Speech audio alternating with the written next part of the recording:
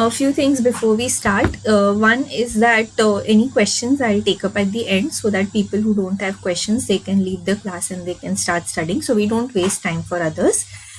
Secondly, I hope you all have the notes that is on my screen. So that is basically nothing new at all. What I've done is whatever notes that we had written in class or everything from the textbook, it is just put in a very, very, very simplified form with only the keywords mentioned.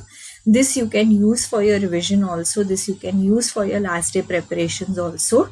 And it is the most simplified thing that is possible according to me. So I've put it in that way. I've added the examples here itself, so that if you while understanding, if you need those examples, I've not added all the examples. I've only added those examples which are important, which are asked as an exam question. So I've added those so that you can refer.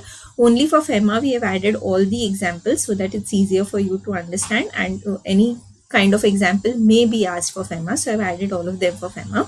So if you haven't taken a print of this, I would advise you to take a print. It starts on a new page, so that if you want, you can do it chapter wise and staple it along with your textbook so that it's easier to understand. But it is not anything new. It's from the textbook, from your module basically. So it's not new material. Okay. Now let's start with General Clauses Act.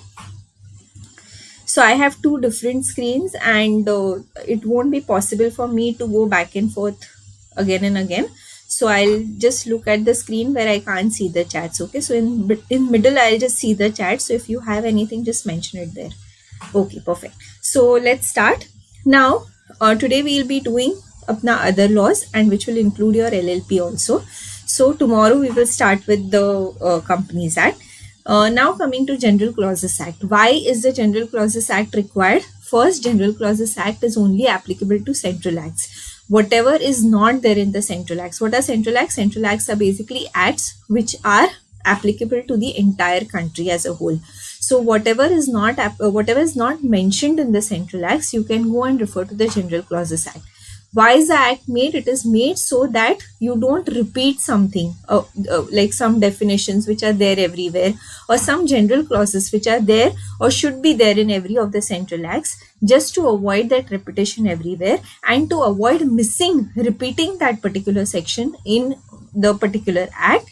We have the General Clauses Act. So anything which is not mentioned there, you refer to the General Clauses Act, and then it is applicable. To the State Act, we have the State Clauses Act, which is applicable, but which we don't have to study. So we refer only to the General Clauses Act. Now, every act has its own territorial extent, saying that it will be applicable to this particular territory only. So here in our General Clauses Act, there is no specific territorial extent given, and that is why we say that it is applicable as per the Central Act. So if the Central Act is applicable to whole of India, General Clause is applicable to whole of India. If Central Act applicable to whole of India except Jammu Kashmir, then General Clauses for that particular act is applicable to whole of India except for Jammu and Kashmir. So that is how the territorial extent of the act is defined. Then coming to the different words that are used here, preamble, which is our very, very important, asked time and again, correct? So preamble is basically nothing but something that defines, expresses the scope and the object or the purpose of the act. So why the act has come into force is what is given in your preamble, and this is also used as an aid for interpretation. So we do the same thing in interpretation of statutes, and it's very important because it's covered in both the chapters, asked multiple times. So preamble is something that defines the scope, object, purpose of the act, and it helps us understand what is the intention of the lawmaker when he was drafting the law. And that is something that you use for interpretation, for understanding that particular act, but nothing that's mentioned in the preamble will override the plain provisions of the act. Okay, and we also have an example of what the preamble of the Companies Act says. Then you have the act. Again, it's not there in the module. It was there previously, but no harm in just reading it out. It says that your bill is basically the first draft, On bill, people will make representations, you will change it. Again, people will make representations, you will change it. And then eventually your bill, once it is finalized, when you feel that, okay, this can be an act, you give it to both the houses of the parliament, take their approval and take the assent of the President of India. The day you take the assent of the President of India, the bill becomes an act, and then it is later notified in the official gazette. So it will come into force as soon as it is notified in the official gazette. Then again, for here there was a MCQ which was there, correct, where I said that if they give you both the days, assent of President and official gazette, then in that case you will say from the date of receipt of the assent of President. But if nothing has been given, then the date when it is specified in the official gazette. So MCQ can be asked on both the points. So that particular MCQ, again, I'll send it out on the group today so that you can have a look at it. Okay. Then coming to definition. Definitions are basically words which are repeated multiple times in the act. And to avoid explaining that word again and again, it is mentioned in your definition. It is normally mentioned in section 2, sometimes in 3 and 4. If that definition is not there in your specific act, then you refer to the definition in the General Clauses Act. If it's not even there in the General Clauses Act, you can also refer to other acts where that particular word has been defined, like immovable property, correct? If immovable property is not there in the specific act, you refer to General Clauses Act. But at the same time, I can also refer to transfer of property, correct? TOPA I can refer to and see what is the definition for immovable property given there. So that is your definition. Now one more point which is there in interpretation, which I'll cover here, is that if it's not there in the definition, I go to general clauses. If it's not there in general clauses, I go to any other acts. I can take a reference from there. Also, if I want to interpret, I can use my dictionary definitions, correct? So external aid to interpretation, we have seen that we can also refer to dictionary definition in order to understand that how that particular word has been defined. Then coming to means and includes, shall and may, both are very, very important, again and again asked in the examination. Means, when you're using, it says it's an exhaustive definition. It means that particular thing only and no other thing. Includes is an inclusive definition. It includes this, but it can also include other things which are not covered in the definition. Hence, it's called as a inclusive definition. Means, we have company, means company incorporated under this act. Includes, we have the definition of debenture, body corporate. Both are given in the textbook. Refer to whichever you are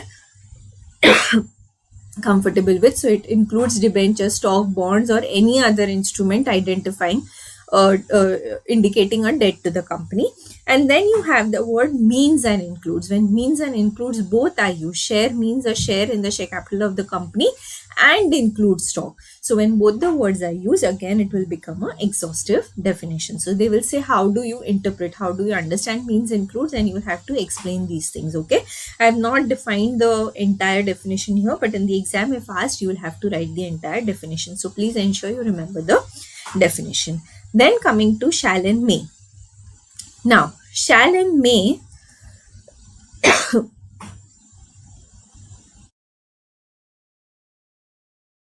shall is a mandatory provision, and it is something that you have to do when I use the word shall. When I use the words may, it is you may or you may not do a particular thing. That is how the definition is originally, as it is supposed to be.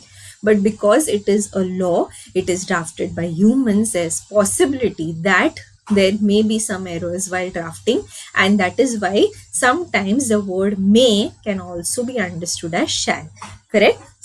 Here you have company may be formed for lawful purpose, but if I want to form a company for other than lawful purpose, then in that case it won't be allowed. Company shall be formed for lawful purpose is how I will read it. So that is shall and may. Now, other than that, we also have other definitions. We will not go through all of them. It's written here, and in the simplified version, you can read them. Affidavit, oath, and swear. These three have same definitions, only that one is in writing, one is oral.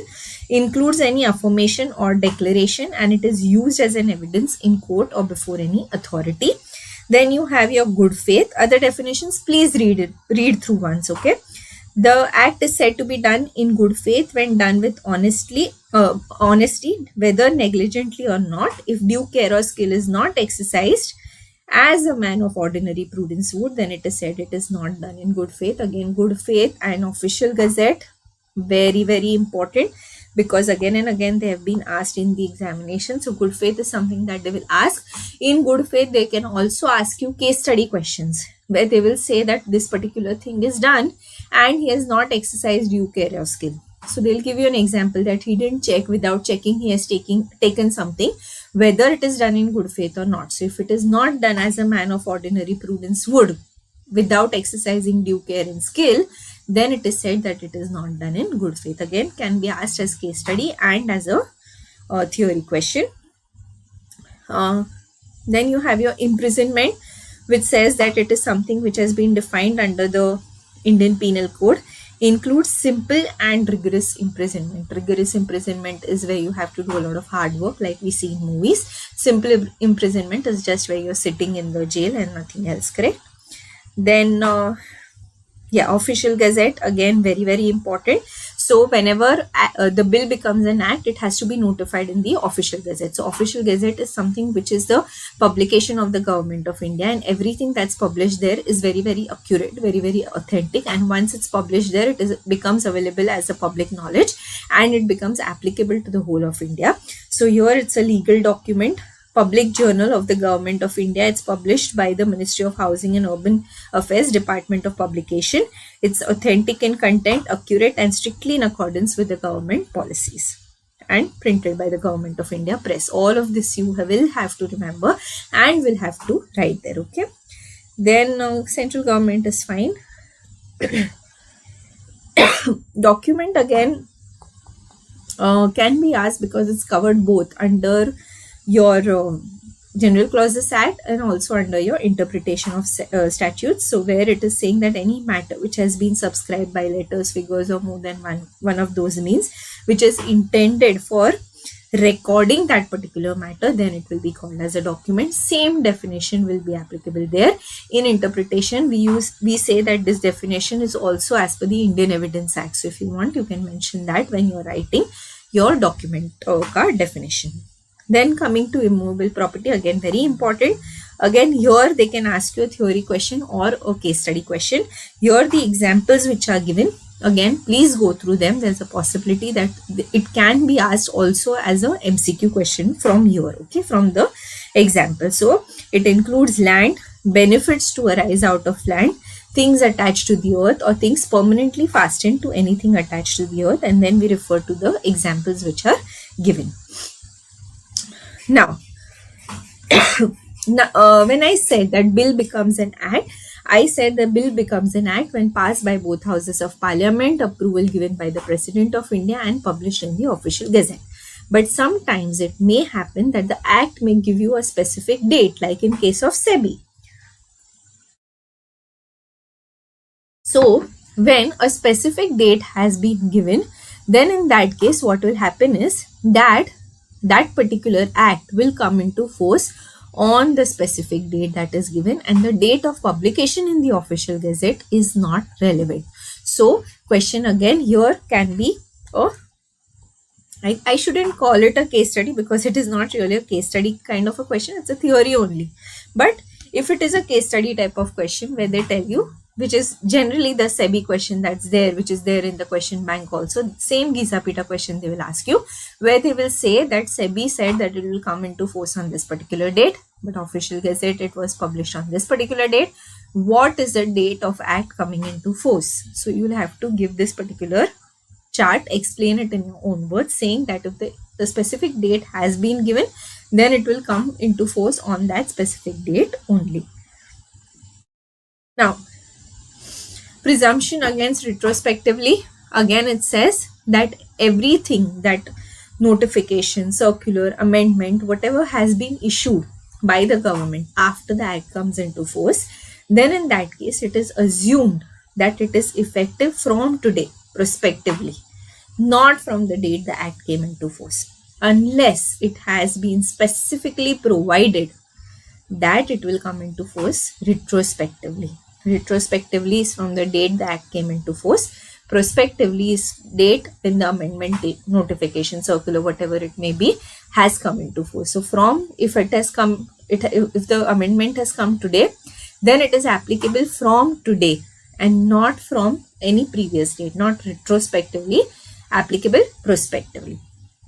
Then effect of repeal, again very important. These 5 points which are there, you have to remember them. It says that it cannot revive anything not enforced or prevailed. So whatever was not there, that cannot be revived. Here we had taken the example of direct tax code. So income tax, if it goes away, direct tax code has not been revived. Only because income tax is being repealed does not mean direct tax code will come into force immediately. Affect the previous operation of any enactment repealed. If any operation has been done previously under old enactment. Here I had given you the example of board of directors ka appointment. Under 1956 Act it was different, under 2013 Act it was different. So only because 2013 Act has come into force and 1956 has been repealed does not mean that the directors who are on your board are not properly appointed. So now going forward you will do as per 2013 Act, but what you have done previously, that will still prevail. Then affect any right, privilege, obligation or liability acquired, accrued or incurred. So if I have acquired any right or there is any liability on someone to pay me a certain amount under the Companies Act 1956, only because it has been repealed does not mean that now he can say, okay, I'm not liable, or he can not tell me that, okay, I lose the right because the act has been repealed. It will not affect any penalty, forfeiture, punishment. If you have been punished under 1956 Act and under 2013 Act, if the punishment is increased or reduced, it will not affect your existing punishment under the 1956 Act. Affect any inquiry, litigation or remedy. If any inquiry, litigation, remedy is going in the court of law, then the same will continue and it will be done as per the 1956 procedures. Nothing will change only because the act has been repealed. So this part, very, very important. Behind we have this difference between repeal and deletion. Again, very, very important. Repeal is complete obliteration. We don't talk about the 1956 Act. We act as if it is always a 2013 Act which existed. Deletion is from a particular date. So till today, this is there. From today, it has been deleted. So whatever has been done previously, till date you have to do it as per the provision which was there. Now it has been deleted, so now you don't have to do it as per the provision. Okay, so that is the difference between repeal and deletion. Are we understanding? Is it going too fast, too slow?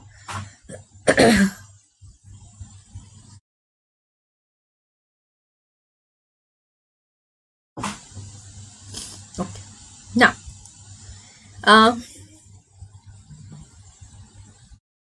yes. Then coming to 6A, 7 and 8. They're all a little bit of related provisions. So here in 6A, again the text that is being given in the module is as per your Bare Act. So here I've simplified it. It is saying in the most simplified way that if the act which amends the text or any other act gets repealed, such repeal shall not affect any such amendment made. So if I have any reference to the Companies Act 1956 in my Direct Tax Act, in my SEBI, which is always there, then in that case, only because 56 has been repealed and my act has not been amended, the Income Tax Act has not been amended to make that 1956 to 2013, it will not change anything for my Income Tax Act. I will still continue to do as it is.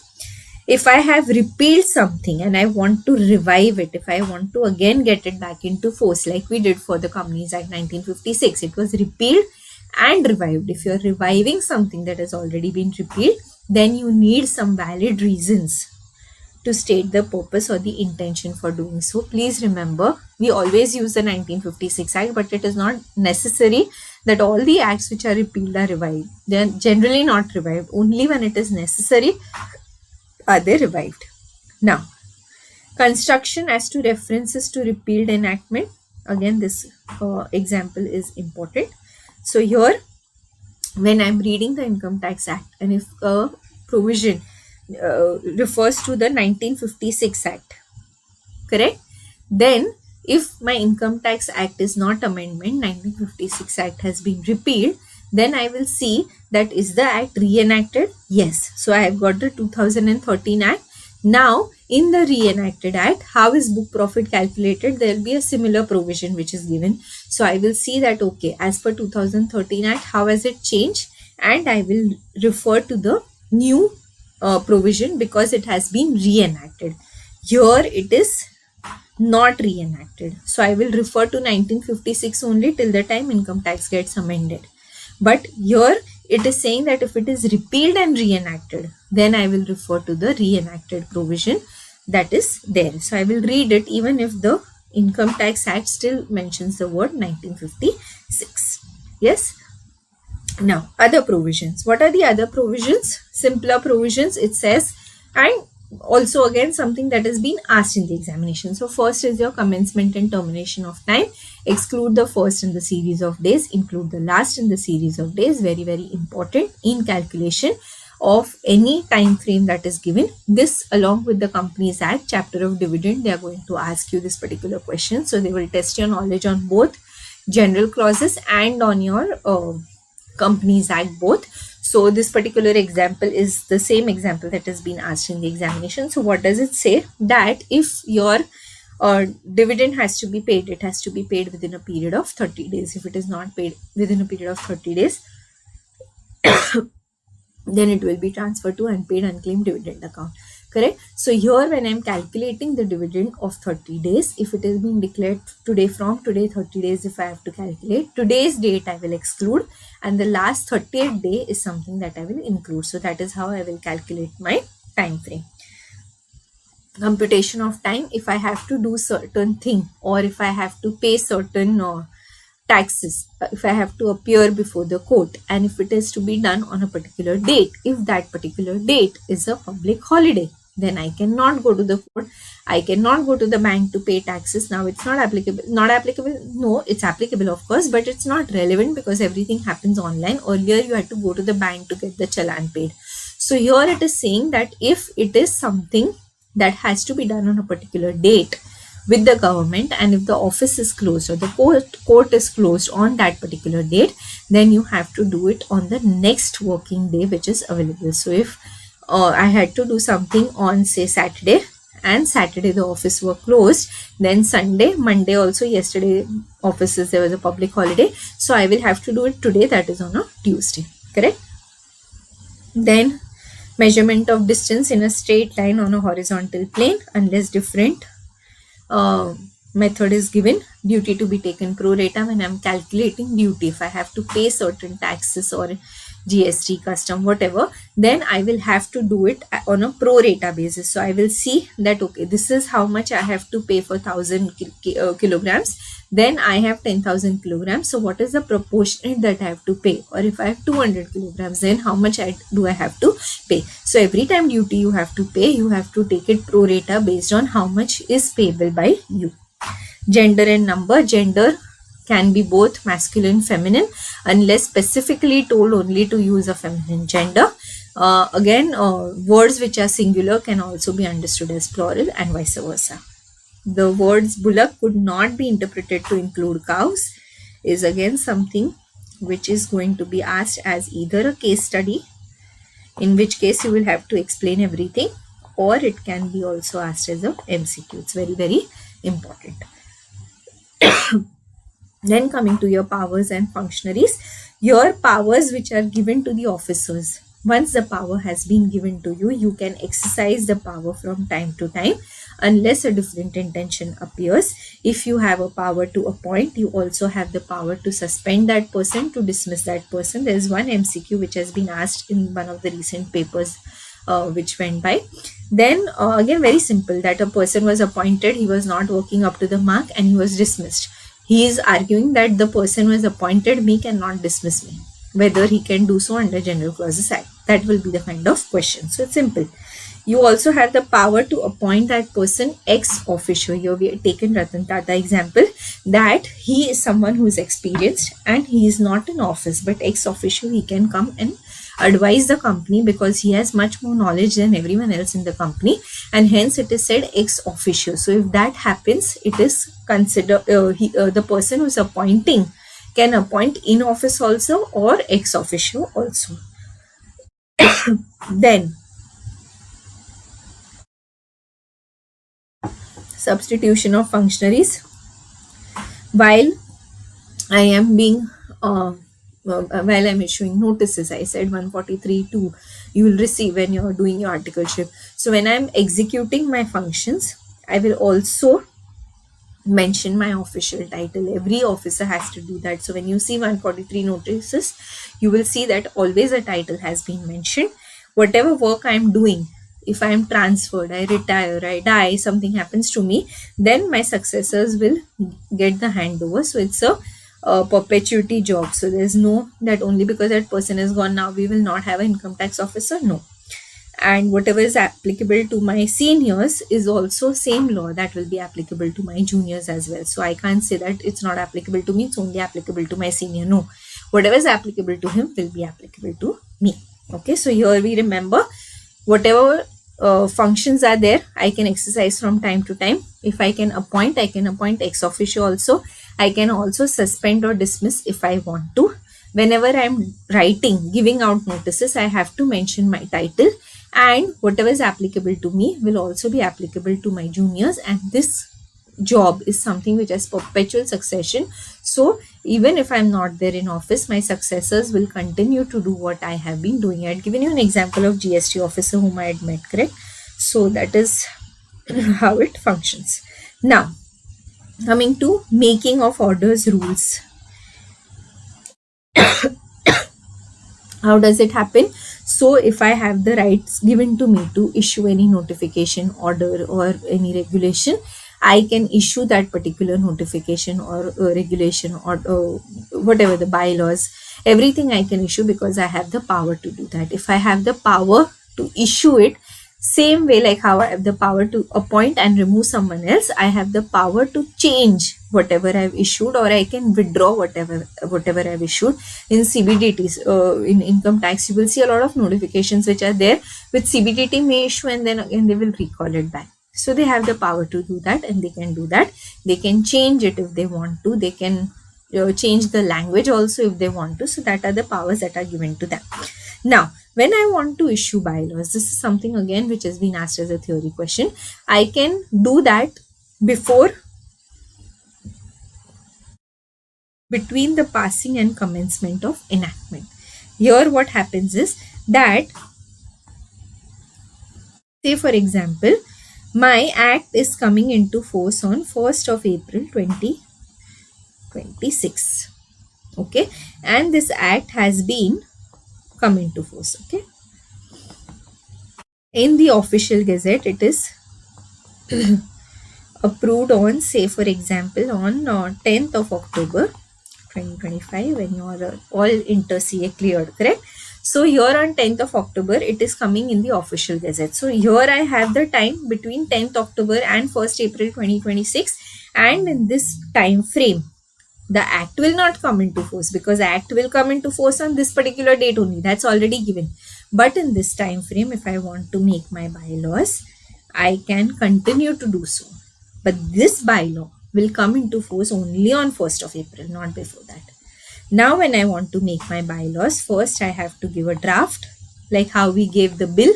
Same way you have to give a draft of your bylaws, and this bylaws representation will be received, again draft, representation, draft, final bylaws will be published and will come into force along with the act on 1st of April 2026. Once it comes into force on 1st of April 2026, it is assumed that all necessary steps which are required before publishing have been taken. So all of this draft, representation, we will assume that all of that is done. And last is continuation of orders. If the Companies Act 1956 has been repealed, whatever draft bylaws or regulations were there which were under the 1956 Act, they will continue to operate and work and apply as it is without any changes till the time they are repealed. Okay, so what do we study here for bylaws? One is that if I have the right to make the bylaws and issue bylaws, I can do so. If I have the right to issue bylaws, I also have the right to change, rescind, or amend, vary, whatever I want to do with it. Once I have the right, and before the passing of the act, before the commencement of the act and after the publication in official gazette, whenever there is time available, if I want to prepare bylaws, I can prepare them, but they will come into force once the act comes into force, not before that. When I'm issuing bylaws, when I'm making bylaws for the first time, I will issue a draft, get representations, issue second draft, get representations, and then the final act will, final bylaws will come into force, which will be applicable from the date of the what do you call, the act. Now, if suppose my bylaws, okay, there's one more possibility. So my act comes into force on 1st of April 2026, but my bylaws are, say, for example, approved on 23rd June 2026. In such a case, my bylaws will come into force from this particular date. Is that clear?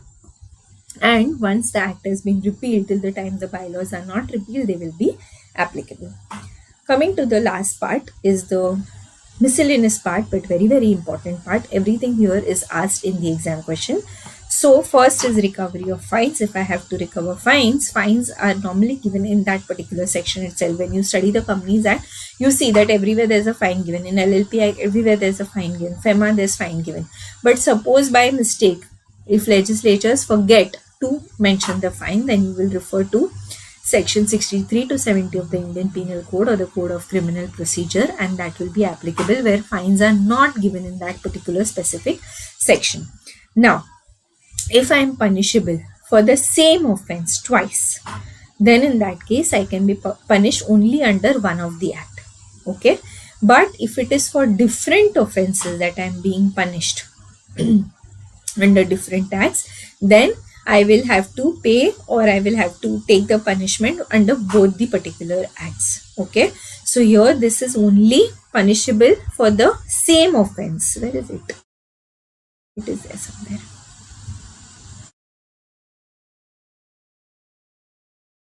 Will not be punished twice for the same offense. For the same offense, you cannot be punished twice, but for different offenses. So when we see this Netflix series, you see that when they're punished under different sections of different acts.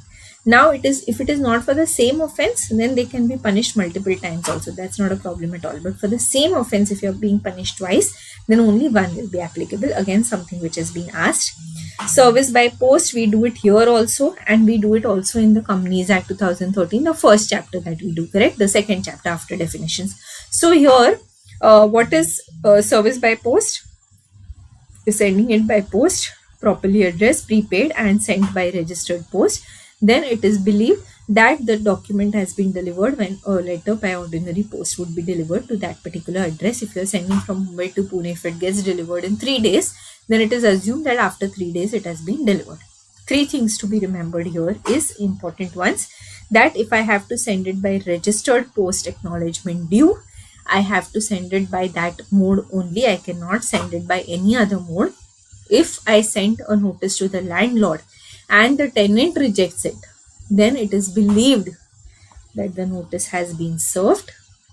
Third is that if I have sent it to the person to the proper address, it is deemed to be served unless that person proves otherwise. Okay, all these three I have written here because all these three have been asked in the examination, and this is something which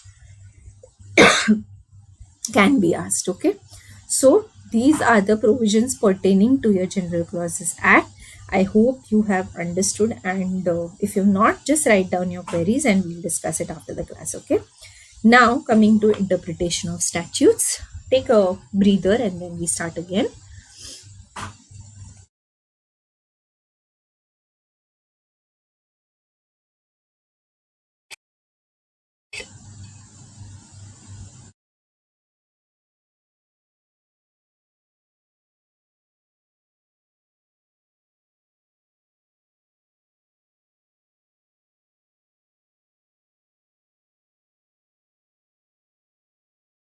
Yes. So now interpretation. What is interpretation? Interpretation, why is it required? So you have two things, interpretation and construction. Interpretation is when I'm reading the act as it is, the way they have given it to me. If I'm reading the act as it is and if I'm understanding what has been given to me, then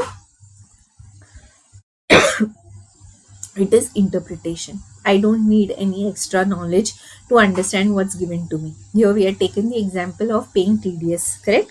So TDS has to be paid by 7th of the next month. That is as it is. You read, I read, anyone else reads who's not even a CA will understand the same thing. So that is what is called as your interpretation. Construction is when I'm reading it as it is. I'm giving it a grammatical meaning, but I'm not able to understand, or it is making there's some ambiguity. The law is not clear. If I read it as it is, then in that case I will have to adopt construction. So there's an interpretation and there's construction. They mean two different things, but these words are used interchangeably. Why is interpretation, why is construction required? Because when I'm interpreting the act, these acts are drafted by humans, and it is not possible for any human to draft something which is free from any ambiguity. Also, when I'm drafting something, that is why you say you should never fight on chats, right?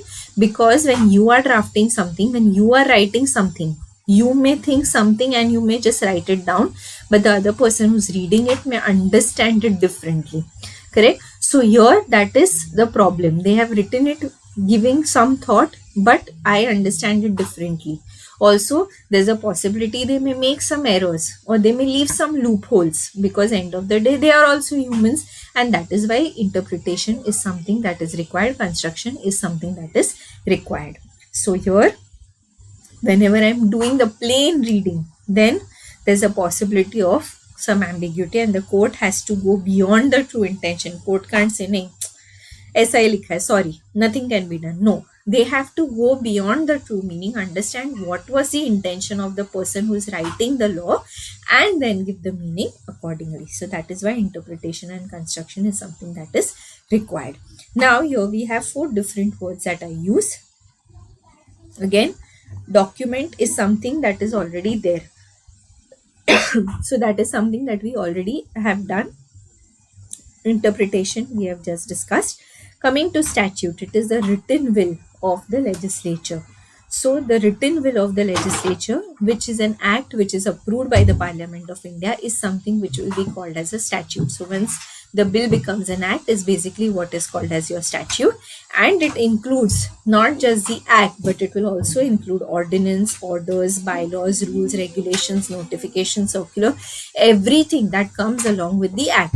I had given you the example of FEMA, right? That when I joined PwC, I had to make an opinion. I just saw the FEMA Act and made the opinion. Was it right? No, because I did not refer to the notification, circular, all of those things. I just referred to the 1999 Act and drafted my answer. Then the answer and the opinion is going to be incorrect. So everything I have to refer to, and that is the entire thing is called as your statute.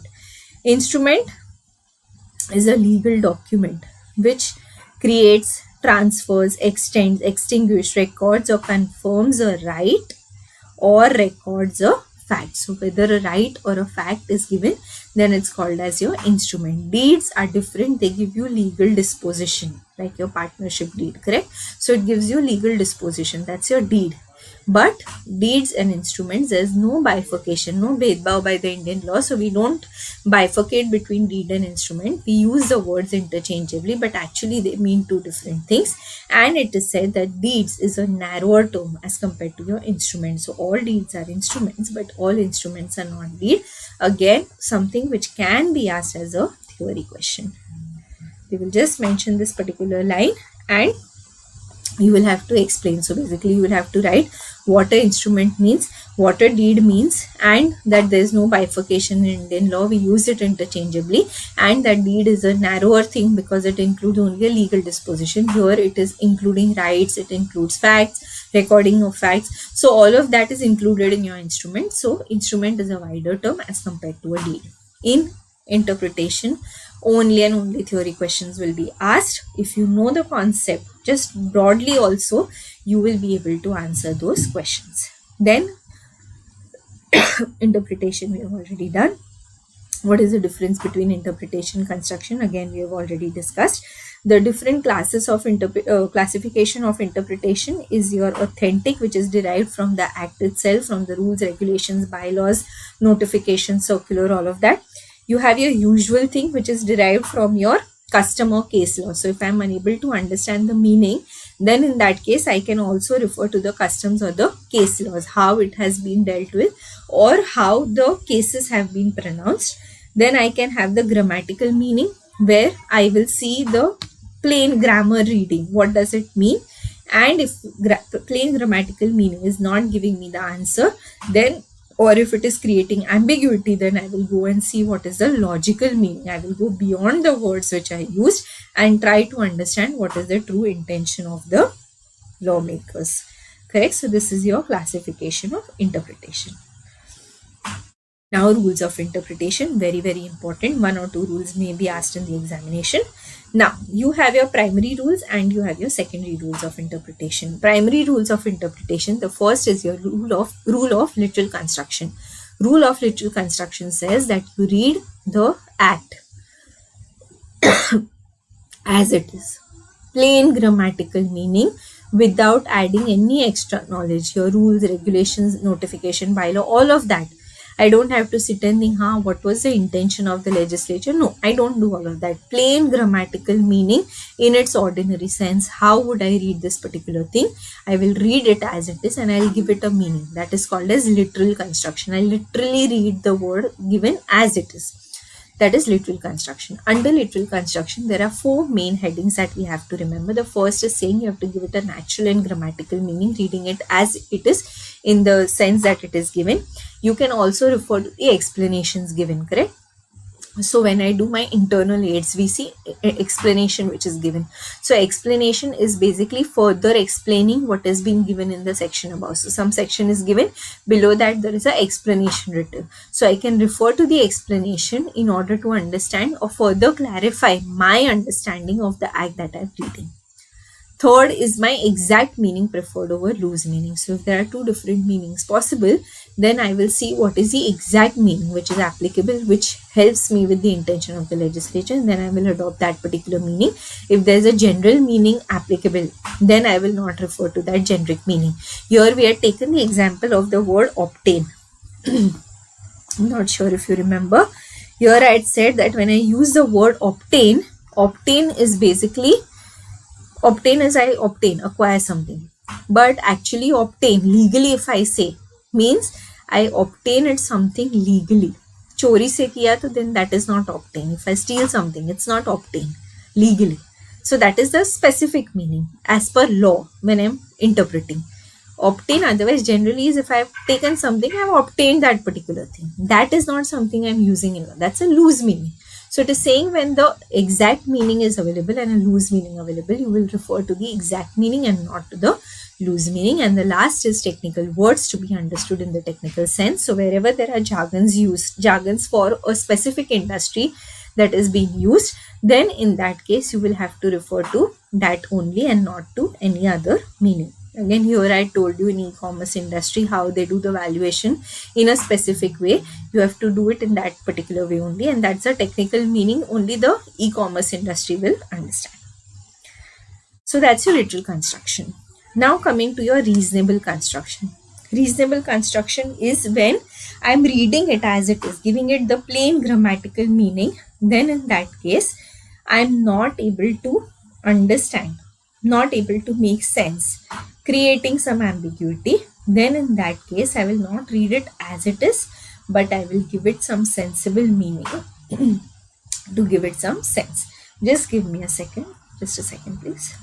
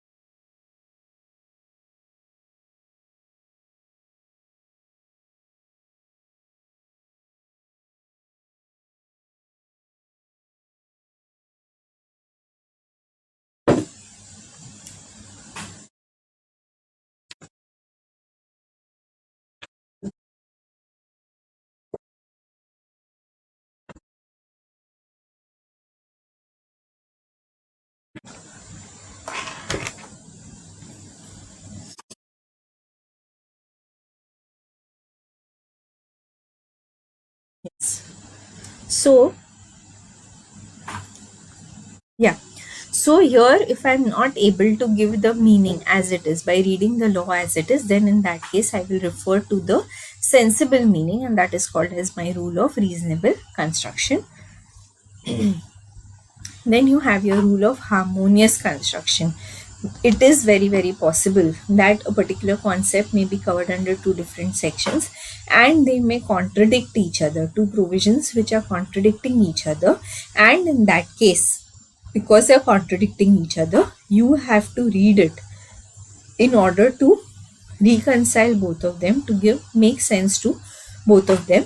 Then that is called as rule of harmonious construction. You have to read them in harmony to harmonize them with the object of the law that has been given to you.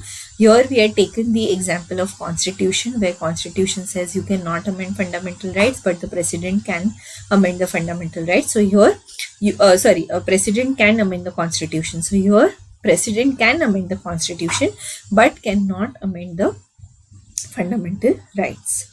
The example has been mentioned here, or no, it's written as construction. Please change it to constitution. It's not construction. Okay, some issue with the words. So it's constitution and not construction basically. So that example is what you can use in your exam as well for harmonious construction. In harmonious construction, remember that the conflict has to be a real conflict. It should not be an apparent conflict. Just for the sake of saying I cannot say that there's a conflict, it has to be a real conflict between the provision for this particular rule to be applicable. Then have your beneficial construction, very, very important. And beneficial construction has different names: Hayden's rule, purposive construction, mischief rule. Any of these can be asked in the examination, so you should know that they're talking about your beneficial construction. Now when I'm talking about my beneficial construction, the act says that there are 4 questions to be asked, and once you ask these 4 questions, then you have to give effect to a meaning that will advance the remedy and suppress the mischief. So the 4 questions that are here are: what was the law before making of the act? What mischief or defect it did not provide for? What was the remedy that the act has been provided? And what is the reason for the remedy? So here, after the Harshad Mehta case, SEBI was changed. So again, that is something that you can take, or we can take the class actions which we had taken in class, correct? So here there was a problem, there was a loophole, which is why there was a mischief. So when today I am interpreting SEBI, I will go and see what was the loophole and why that particular scam happened. What was the mischief that it didn't provide for? What is the remedy it is providing now? So I understand why that particular provision has come into force today, and now what is the reason for the remedy? The entire scam that happened is the reason for the remedy.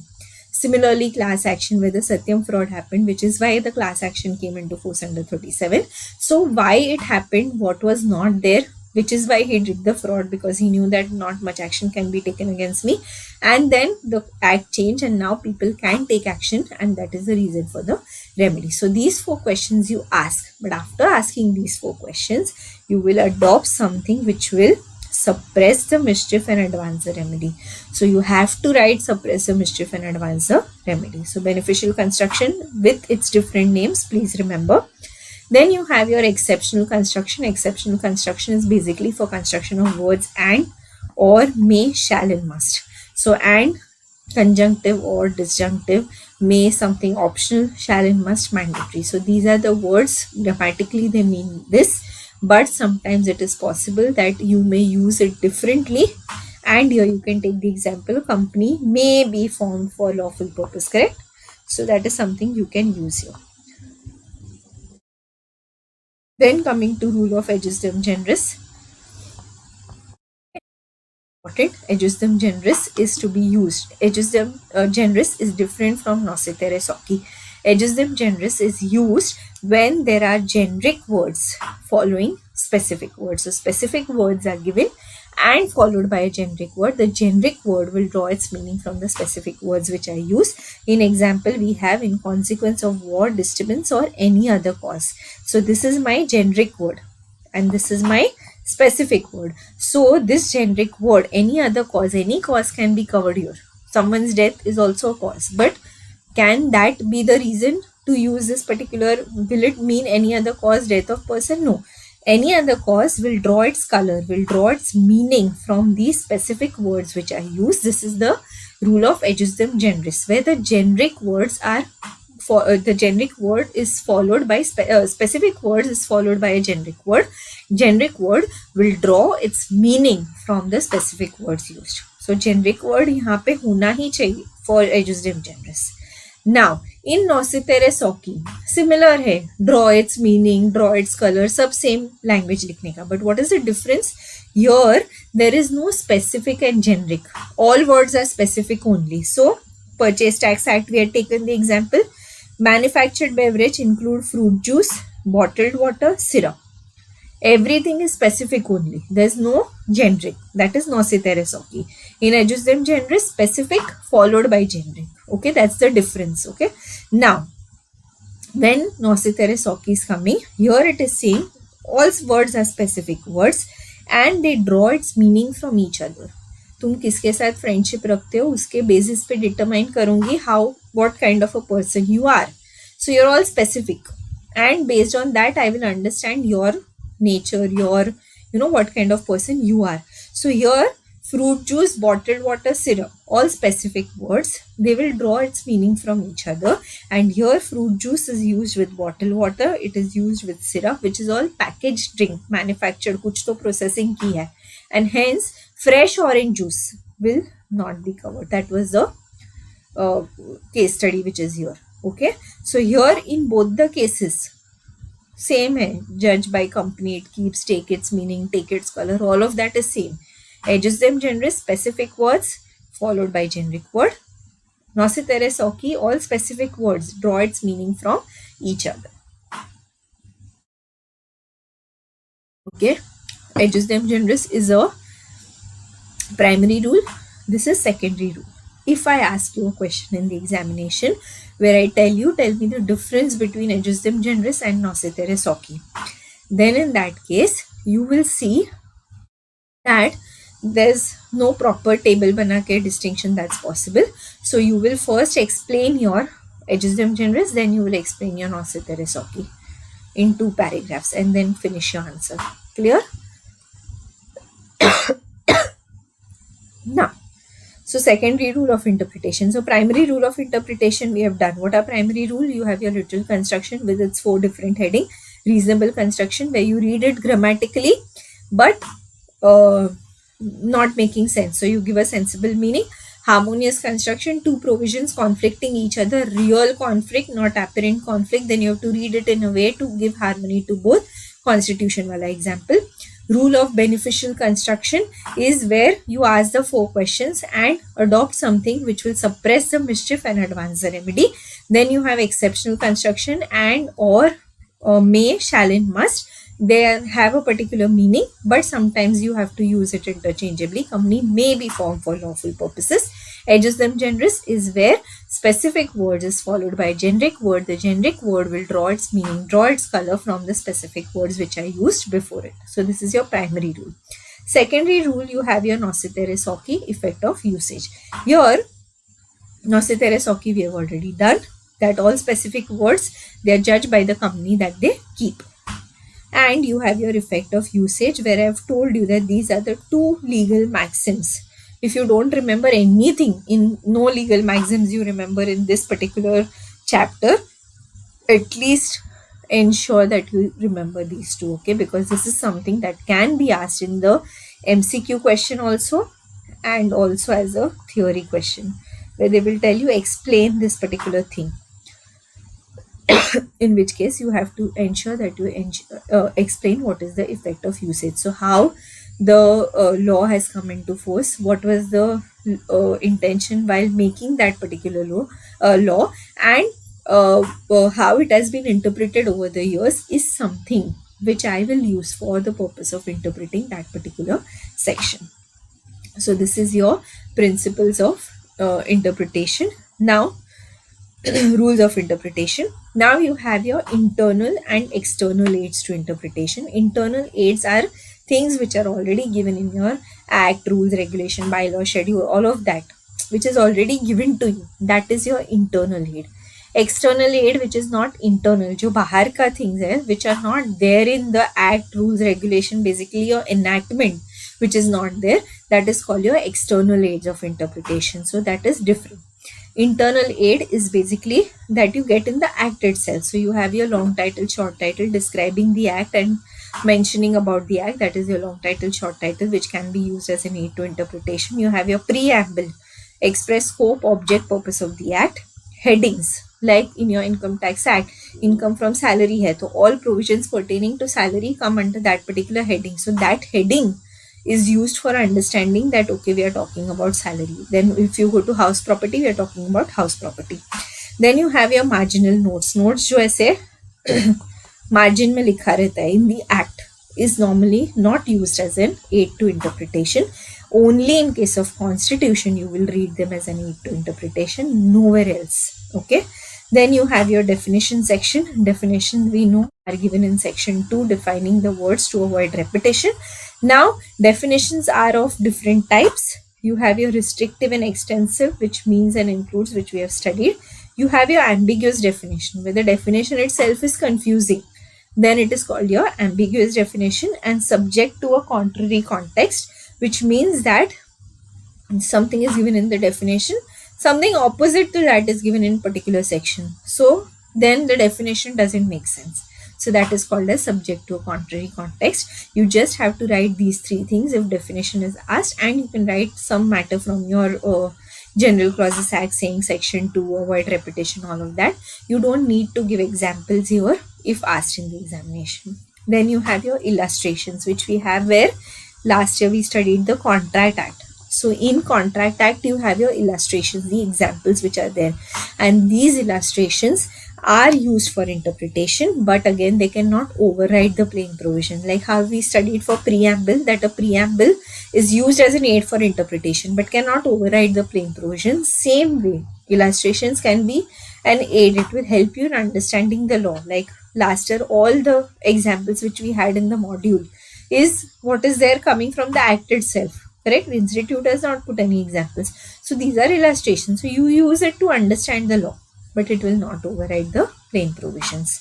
Then I've added a few things here itself, which is not generally asked. Normally you have your proviso, exception, and savings clause, which is there.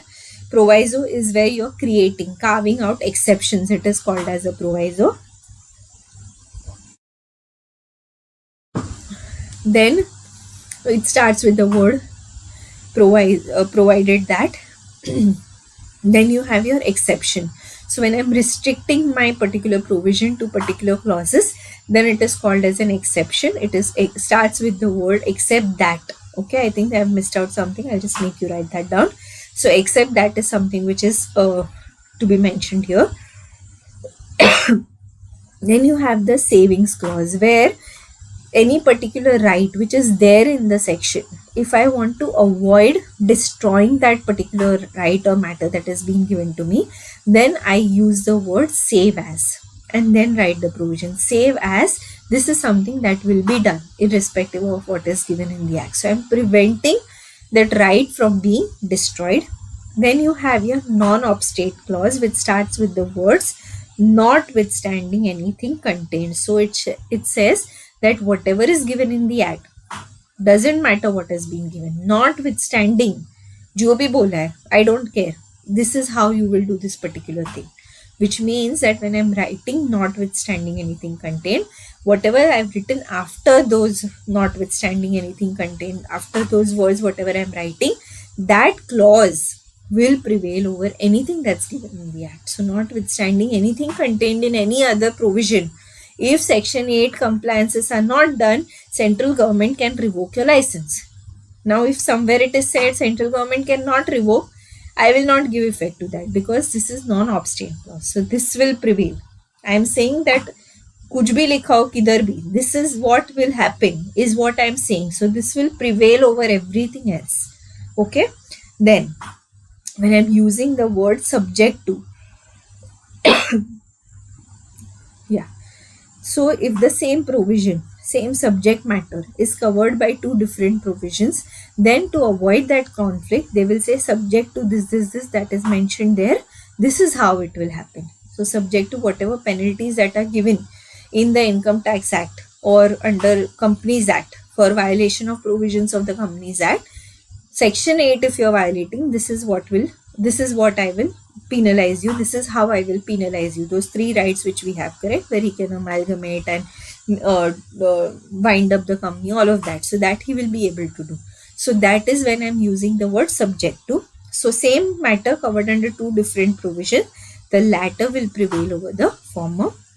And without prejudice, when there is particular provisions followed by general provisions, and when it is stated that particular provisions are without prejudice to general provision. Again, similar you can take for fines, where say for example, general provision is saying that you will be penalized say 5,000 per day. That is your general provision. Okay, example I'm giving you, saying deposit. Okay, so now deposit is saying that general provision is 5,000 per day. Specific provision under deposit is saying that if you fail to repay deposit, then it is minimum 2 CR, subject to a maximum 2 CR, correct? 25 lakhs to 2 CR aisa kuch to hai. So here this is my specific provision. So general provision is this, specific provision is this. So I will write without prejudice to any fine mentioned anywhere in the act, if deposit has not been repaid along with interest within the time that it has to be repaid, then the fine will be this. So here I am using the word without prejudice. Okay. So this is how specific and general will prevail. Now, what you should ideally do is whatever is written here. If you are understanding what I am saying, amazing. You can write it in your own words, understanding, okay, this is what it means. Suppose if you are not understanding it or you're getting confused, you remember it as it is. The words which I have written here, remember it as it is. Forget about the examples and just write down what is being given. Just remember it, write it down, finish it. Normally, these are the things which are, generally not asked. These three, multiple times it has been asked. So at least these three you will have to remember. Baki ka ye, if you can, well and good. Nahi bhi yaad raha to theek hai, we have some option, ho jayega, theek hai. Then you have your explanation, which we have already discussed. Explanation I've told you is where under the section there's an explanation given, further explains what is there, and it is clarifying any ambiguity, vagueness basically in that particular section.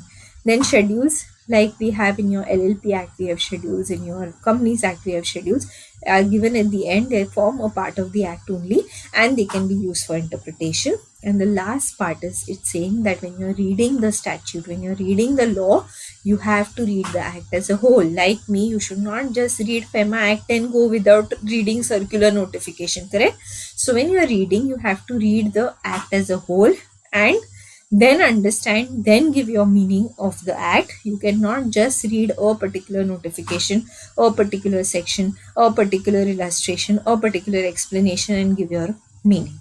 Same applies also to interpretation of deeds and documents. When you are reading a document, when you are reading an agreement, once you start working, you will be reading a lot of agreements and you will be giving a lot of meaning to the agreements. You will be checking a lot of agreements. So when you are reading the agreement, you have to read the entire agreement. एक clause पढ़ के बोल दिया हाँ this is the answer, no, you have to read the entire agreement. But in agreement, because it is between two parties, law is between the legislator and us, so that is, you only understand unka intention, apna intention is irrelevant.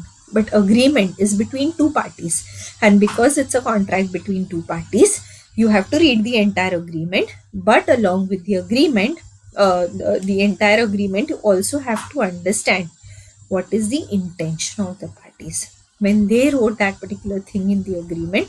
What were they thinking, and what was the intention to write that, and then give its meaning. Both of these again are asked as a theory question. Very simple, very very simple. You can write in your own words, nothing technical. Correct? So these are your internal aids to interpretation. Now coming to your external aids, where you have your historical setting. What is the history of your country? Why this particular thing has come into force? When I'm seeing the Contract Act, it has come into force before independence. So a lot of, foreign influence is also there. Correct? Here, if I'm reading the Companies Act 2013, already repealed and then come into force. So lot of things which are there in 2013 was not there in 1956, has changed as compared to 1956. So there's some history why it has changed. Otherwise I will not change. If everything is happy, nice, going nicely, I will not change. I will change when there's some history, there's some issue. So historical setting is one. Consolidating statutes and previous law. Repealed and reenacted. I will see why it has been repealed, reenacted. What are the changes? And while interpreting Companies Act 2013, I will also see what was the provision earlier and why it has changed. Correct? Then the usage, how it has been used over the period of time, will help me understand that what is the intention of the legislature, or if something is being used wrongly and there are a lot of income tax notices which are going out, then I understand, okay, this is how the usage has changed. Earlier, later, analogous acts. When I'm reading Companies Act, I will refer to Income Tax Act. I will refer to my SEBI. When I'm seeing Income Tax Act, I will refer to companies, I will refer to SEBI, I will also refer to GST. So all of these are acts which are to be read together. Correct? So when I'm reading acts, I will also refer to these corresponding acts which are read along with my Companies Act. Okay, then I have my dictionary definitions, which we have already discussed, that if it is not defined, or if it is defined not helping me with the meaning, or ambiguous definition, then I will see what is the dictionary meaning and use that also as an aid to interpretation. And last is my foreign decisions. So foreign decisions where acts are similar to the foreign law, then in that case I will refer to my foreign decisions, and I will see how for the same law the courts in the another country is interpreting, how they are giving meaning to it, and that interpretation I will use. Of course, if there is an Indian law will always prevail, but I can just draw a reference, and it is very very normal to draw a reference to a foreign decision. Okay, so this is your interpretation of statutes. I hope you guys are understanding, and there's no confusion here. We'll take a 1 minute breather and again come back and start with your Limited Liability Partnership Act. Okay?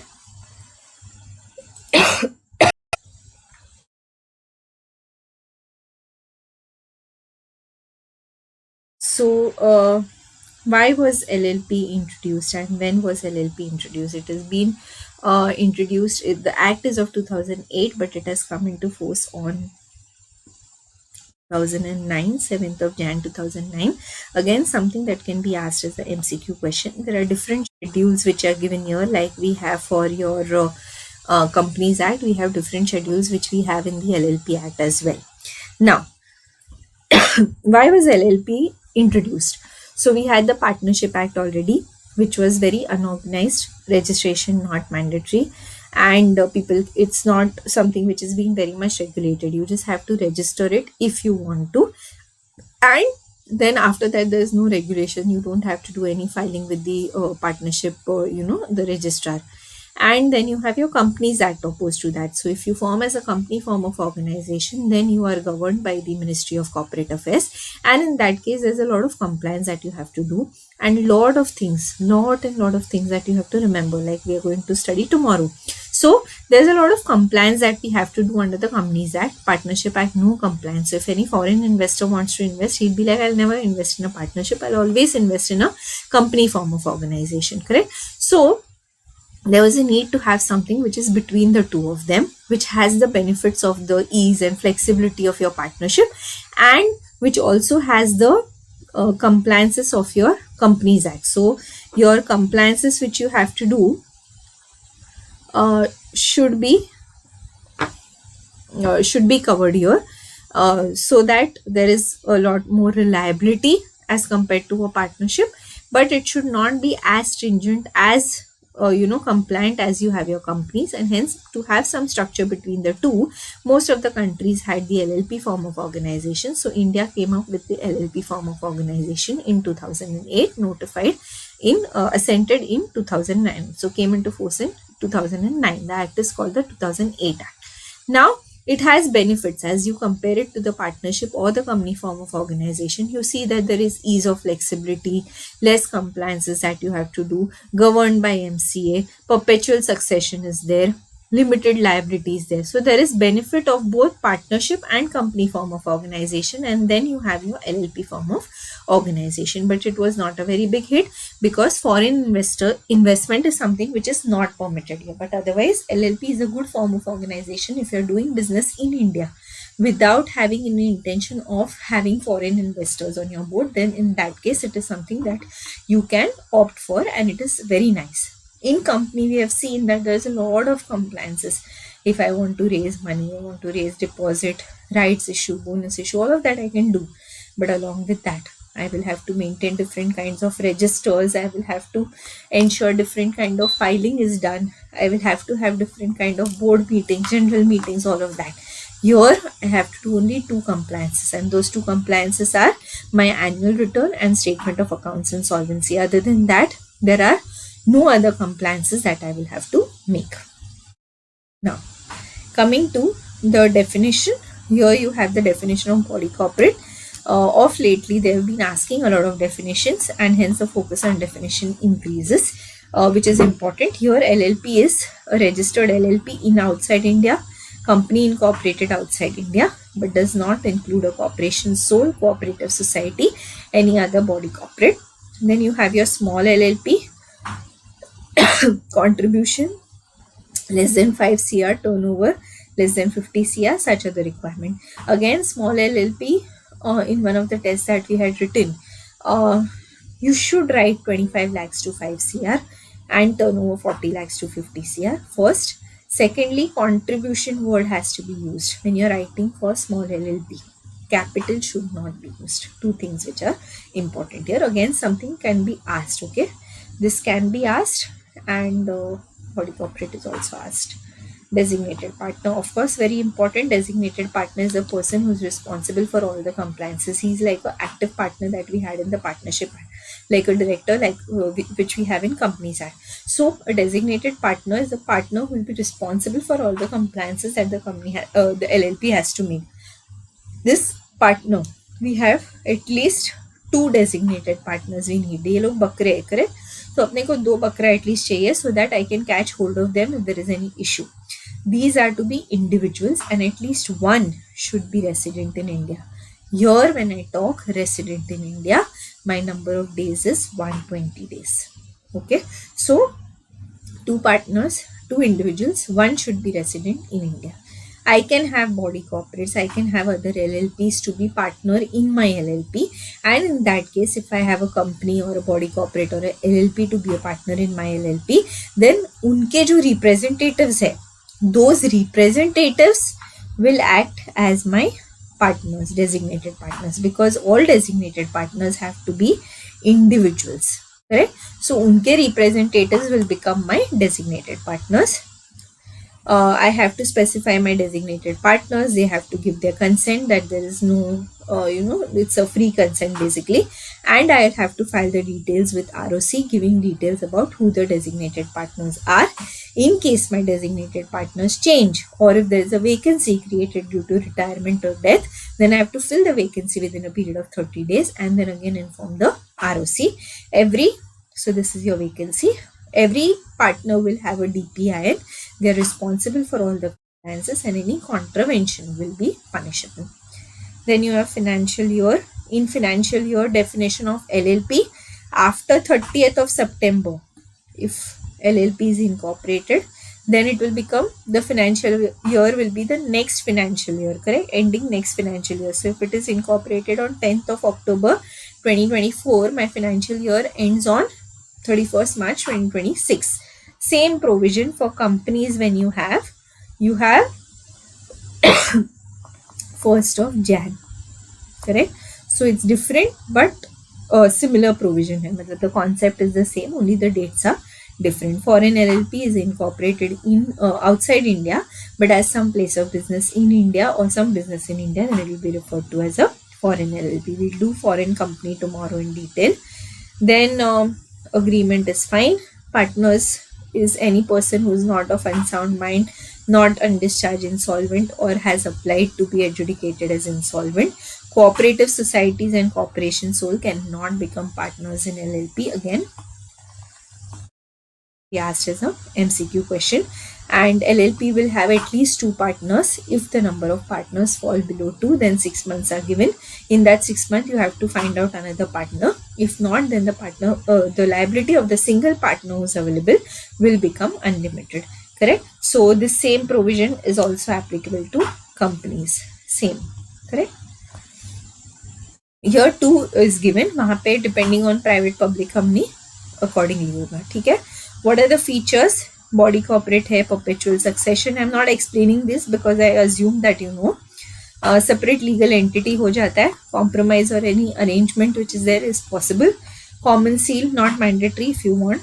Mutual agency not there. So mutual agency, partners are liable to the LLP for the act of partners, but partners not liable inter se. Conversion into LLP possible from partnership to LLP, company to LLP. LLP agreement may or may not be entered into.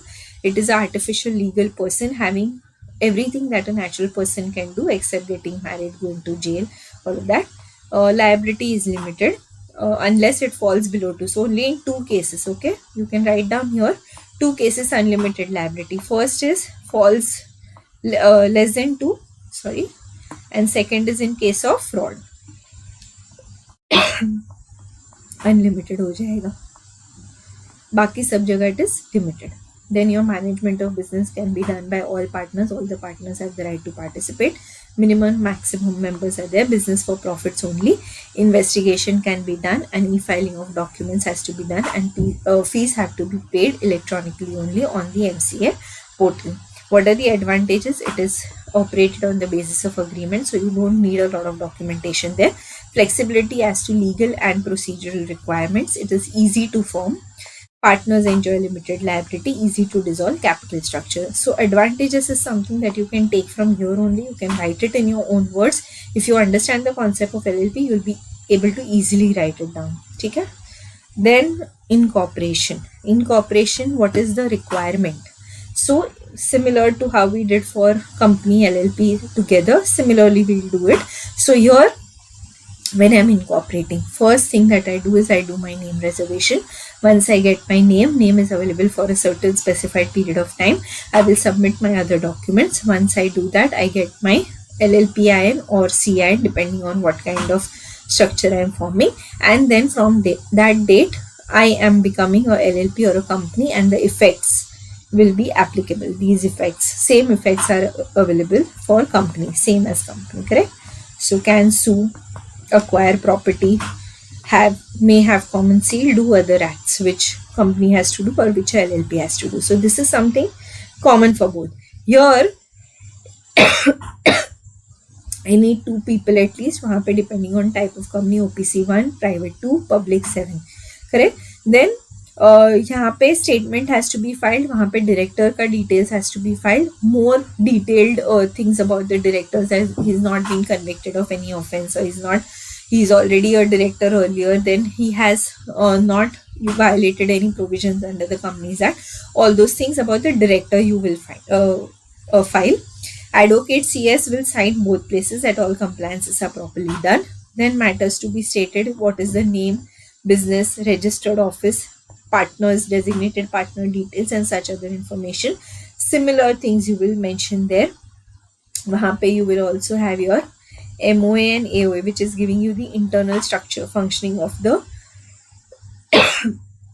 company form of organization. So it's a little more detailed as compared to your LLP, which we'll do tomorrow also, but I'm just briefing both together so that you get an idea.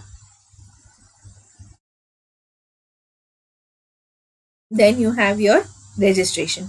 Once all the documents which are required to be submitted are submitted, so here you just have your LLP agreement, similar to what details you had given in your partnership agreement last year. There was a section 12 which gave the details. Similar to that, you have your LLP agreement. Once you give that, then you have your registrar who will register you within a 14-day time period, give you the certificate of incorporation, which will give you the date of birth, your LLP IN. In case of companies, you have to give MOA, AOA. Certificate of incorporation you will get within period of 20 days. There you will get CI, date of birth, income tax का अपना PAN and GST. Correct? Remember we did this in class. Then once you do that, once you get the certificate of incorporation, then you are a LLP and you will have to comply with all the provisions under LLP. You can be sued and you can sue others. You can acquire, transfer, dispose of immovable property, movable property, tangible, intangible property, all of that you can do. You can have a common seal if you want. If you don't, then you'll have two partners who are signing it. In case of company, you'll have two directors who are signing it. And then all compliances you will have to comply with. Here you have after your LLP has been formed, you will give your registered office address within a period of 30 days. Same provision is there, section 10A, commencement अपन करते थे, where you will give your registered office address within 30 days. And second provision is where in 180 days you will give the capital contribution that you have agreed upon. So the amount of capital which I have subscribed to in my MOA, that I will deposit within a period of 180 days.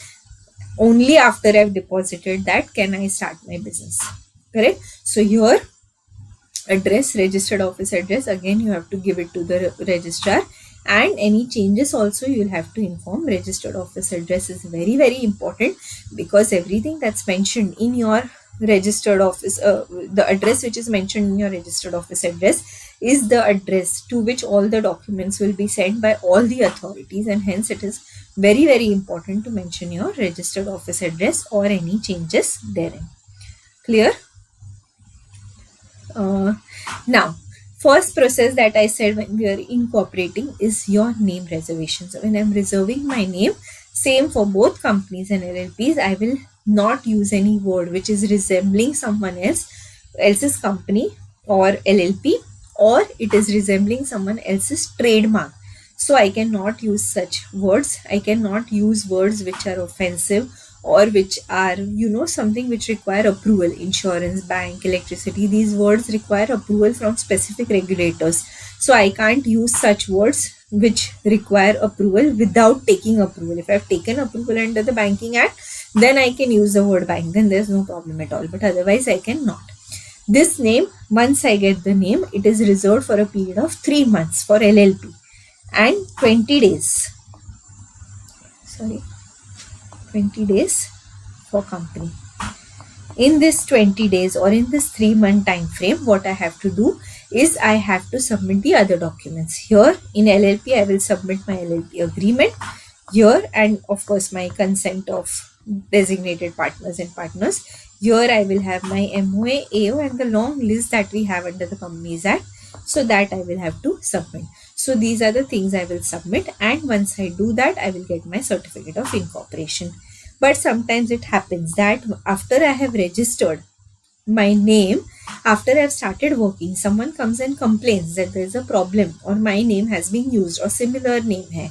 Then in that case, central government will issue a notice to me saying that you have to change your name, and in that case, I will have to change my name within a period of 3 months. If there is a trademark, registered trademark that has been used, then in that case application has to be made within a period of 3 years from the date of incorporation. After 3 years, bhale registered trademark hai, no one can take an action against me, no one can ask me to change my name, and I can continue with my name as it is, correct? Same provisions for both LLP and company. Then partners ka liability, rights, duties, everything is as per the LLP agreement, and the partners between themselves, they are not responsible for the act of other partners, but the partner is responsible to the LLP is responsible for the act of the partners.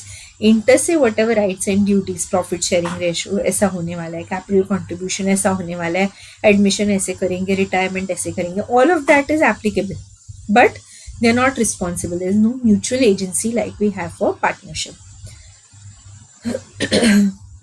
If I cease to be a partner, if I don't want to be a partner, then in that case I will have to give the notice to LLP.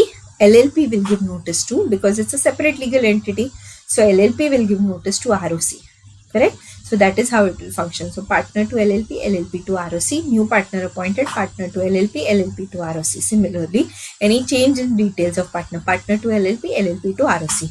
Now ceases to be a partner, 30 days notice you have to give. Changes in the name or any details of partner, 15 days notice you have to give. Okay, so all of this you will have to inform the LLP. It is LLP's responsibility to inform the ROC, the registrar of LLP, and not the partner's responsibility, okay? Because they are two different persons. Coming to liability, we have already discussed. We have discussed that there is no mutual liability.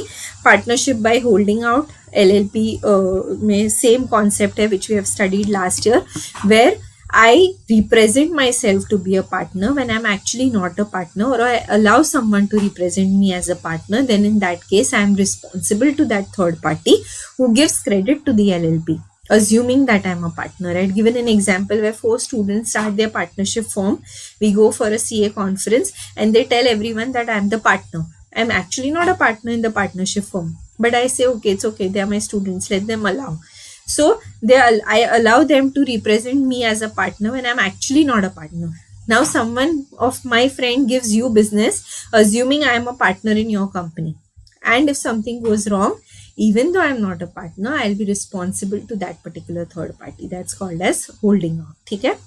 Then unlimited liability in case of fraud. I said that there are only 2 situations where the partner's liability becomes unlimited in case of LLP. First is when your number of partners fall below 2 and single partner runs business for more than 6 months. Second is in case of fraud.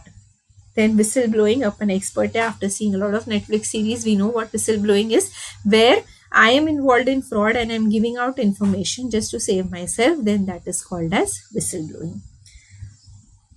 Books of accounts, proper books of accounts, cash or accrual basis, double entry system, registered office पे रखने का है for a prescribed period of time. But these 2 compliances, we should not forget these 2 compliances, because there are only 2 compliances that the LLP has to make. One is your statement of accounts and solvency, one is your annual return. In your Companies Act, you have your annual return 60 days from the date of AGM file करने का, यहाँ पे 60 days from closure of financial year है, different है, and statement of accounts and solvency 6 months from the end of the financial year. Please remember these 2 compliances. They're just 2 compliances that the LLP has to make. Conversion is possible. Conversion is given in the schedule. Name will be like if you're converting from partnership to LLP, then register of partnership, say your name will be removed and you will be added here in LLP. Once you are added in LLP, from that date you have to do LLP compliances. Till that date you have to do partnership compliances. Same company to LLP, till that date company compliances. After that you will have to do LLP compliances. Then binding up and dissolution, again I think one of the papers I've asked you this question also. In case of LLP wound up by tribunal, so one is I can wind up myself, or I can go to the tribunal and ask for winding up of the LLP. comparatively, as compared to your Companies Act, winding up is a easier process under the LLP Act. And here, what are the situations where you can wind up by tribunal? uh, LLP decides that tribunal has to wind up. More than 6 months, number of partners have been reduced below 2, unable to pay debts against interest of sovereignty and integrity of India, default in filing statement of accounts and solvency, saying just 2 documents you have to file, that also you're defaulting, then I will wind you up. And tribunal is of the opinion that it is just and equitable to wind up the LLP, then in that case you will have to wind up the LLP. There's a difference between LLP partnership and LLP limited liability, which we've done last year also. Very, very simple. Even if you have not read it, I'm pretty sure you'll be able to write down the pointers. So we'll end the chapter here, and we will start with FEMA in about a minute. And this is very, very important. So please ensure you don't skip it, because this is something which is very different and quite technical. Correct? So we'll take a minute's break and then we start again. Foreign Exchange Management Act, very, very important, and very high chances of case study questions being asked. But these case study questions are pretty simple, pretty much kind of expected repetitive questions. So it is not something which is very difficult. But yes, case study questions are possible here.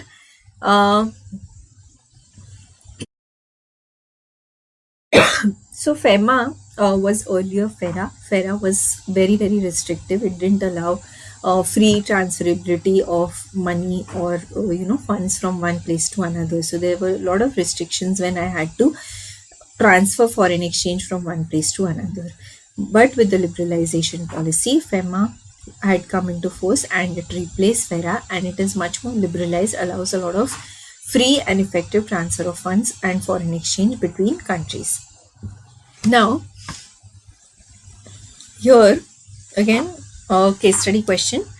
RBI and CG are the people who control capital account transactions, but the job, the responsibility, like we have the registrar for ROC for companies. Here we have the Directorate of Enforcement, who has been entrusted with all the work that is required for FEMA.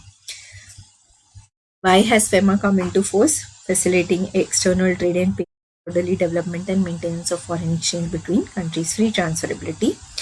Authorized persons. Who are authorized persons? Here I've given the definitions, other definitions as well, but these ones are important. You have your authorized dealer, money changer, offshore banking unit, any other person who has been authorized for the time being. Person is similar to person definition under companies, LLP. Everywhere the same definition is used. It includes individual, HUF, company, firm, AOP, BOI, artificial judicial person. But here a new thing has been added, which says that agency, office or branch owned or controlled by such person will also be included in the definition of person. So when you are given the definition, you have to add agency, office or branch. Now, foreign exchange, foreign security is fine, you can read it. Coming to person resident outside India, simple definition: person who is not a person who is resident in India will be considered to be a person resident outside India. Now, who is a person who is resident in India? When we were doing LLP Act, I said 120 days, correct? Here it is 182 days. So, did I stay in India for more than 182 days in the previous year? Then, yes or no, and then I will decide. Before I go ahead, one thing that you have done your Income Tax Act already. So, Companies Act, Income Tax Act, Companies Act, no, FEMA and Income Tax Act, two different things. In income tax, more than 182 days in previous year, then the status changes for the entire current year. Here the status keeps on changing during the year also. Correct? So what you learned in Income Tax Act, you have to apply it only for Income Tax Act. What you learn in FEMA, you apply only for FEMA. Please do not mix the two. Okay. Now here I am saying that if I have stayed in India for more than 182 days, yes, then I am a person resident in India. Okay. Did I go outside India in the current year? No. No problem. If you have not gone outside India, for staying in India only, then you are a person resident in India. No confusion at all. Correct? Now, if I am going outside of India, then am I going outside of India for three purposes? What are my three purposes? For business or vocation, for education is one of the purposes. Then I'm going outside for employment. Education is not one of the purposes, it's a circular that's there. Or I'm going for an uncertain period. Your three purposes में अपना सिर्फ आएगा business or vocation, employment and uncertain period.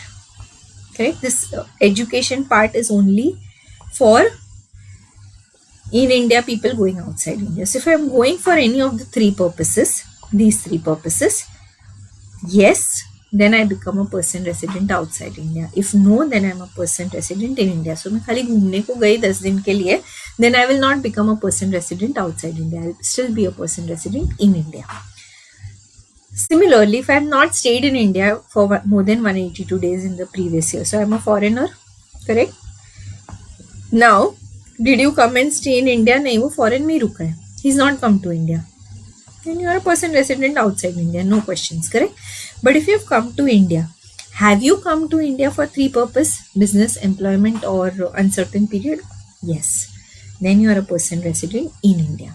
If not, then you are a person outside of India. So you come to India just for seeing the Taj Mahal, then you are a person resident outside India. Here I said that education is included because there is a circular by RBI which says that if I am going outside India for the purpose of education, it is not covered in any of the three purposes which are there. But because I am going for education, there is a high possibility that I will take up work there in order to finance my education, and hence in that case I become a person resident outside India. But if a person who is outside India, who is coming to India for the purpose of education, then this provision will not be applicable. Okay, again, I am a person in India going outside India for education, then this provision of changing my status, residential status, is applicable. But if I am a person outside India who is coming to India for education, then my residential status will not change. I will still be a person resident outside of India. Is that very, very clear?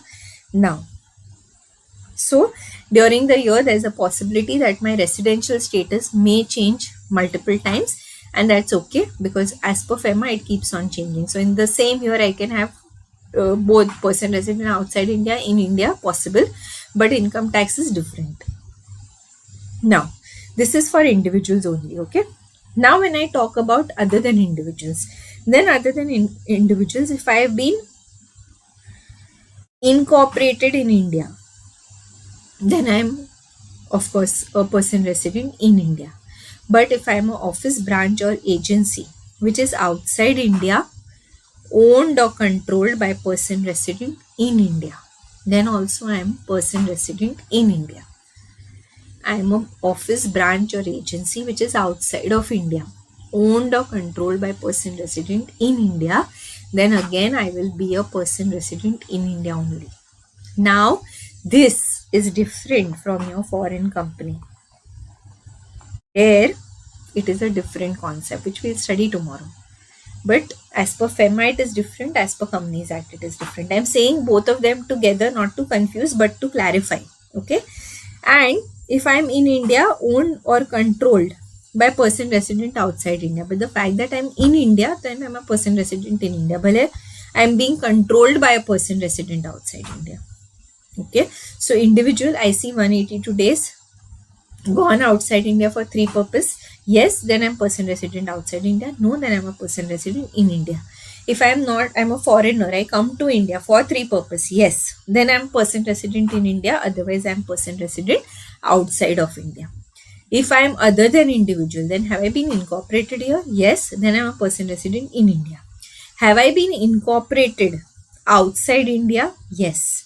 But am I controlled by a person in India? Yes, then I'm a person resident in India. If I'm in India, but I'm controlled by a person resident outside India, no problem. You are established here, no? So you become a person resident in India.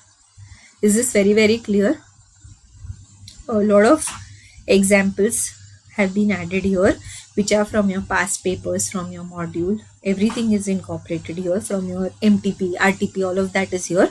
Please go through each and every of them.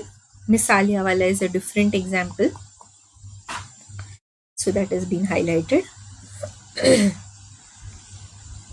Here again I have put a table of how we had done it in class, different examples where I'm going outside India, whether I'll be PROI or PRII, same thing, go through that also. Now, regulation and management of foreign exchange. Here it is saying that no person, I said that if I go outside India, I go to US, I have some USD and my friend is going outside India, I can't tell him, chal le, you take my USD. No, I have to give it to the authorized dealer and my friend has to take it from the authorized dealer. I cannot sell it to him because as per FEMA, what have we studied here? Authorized person is authorized dealer, money changer, offshore banking unit, any person authorized. I am none of these. Hence, I cannot sell it to my friend. So, what are the provisions here? That no person shall deal in or transfer any foreign exchange who is not an authorized person, make any payment to or credit for the credit of any person resident outside India in any manner. Here we had taken the example in class where I am making payment on behalf of my brother who is outside India. Again, example I have given here. Then receive otherwise through an authorized person any payment on behalf of any person who is resident outside of India. So again, that same example I have given here, where on behalf of my brother someone is paying me money. Except no person resident in India shall acquire, hold, own, possess, transfer foreign exchange or immovable property situated outside India except as provided under the Act. So I can deal, I can go have property outside India. That's not a problem. I can hold, own, possess foreign exchange, acquire foreign exchange, transfer. But everything as per the Act that's given, I cannot go beyond what is given to me in the Act. So again, I think I'd given better those chart form of examples in class. Refer to that. Again, it's all mentioned here in the examples here and here, both places. But I think you should refer to the charts which we had done in class. It will be easier for you to understand.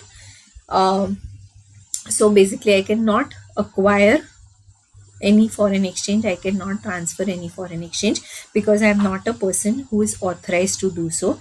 I cannot make any payment on behalf of a person who is outside India, neither can I accept any payment on behalf of any person outside India. I can make, transfer, hold, acquire foreign exchange, immovable property only as provided under the Act and by no other means. Okay, so this is what it is trying to tell you. Now coming to your important part, which is your capital and current account transaction. Current account and capital account transaction. When I say capital, I am referring to balance sheet items. So where I am doing something which is altering my asset or liability. If I am a person resident in India, altering my asset liability outside India, then it will be covered under FEMA. If I am a person resident outside India, changing asset liability in India, then again it will come under FEMA. If I am in India, I am in Andheri, I buy a house in Andheri, FEMA is not concerned. My alter hota hai, asset liability is changing, but FEMA is not concerned. Do what you want to do because foreign exchange is not involved. But if I am in Andheri, I am buying a house in Dubai, then FEMA will come saying, yes, now I want to know what you did because you did it outside of India.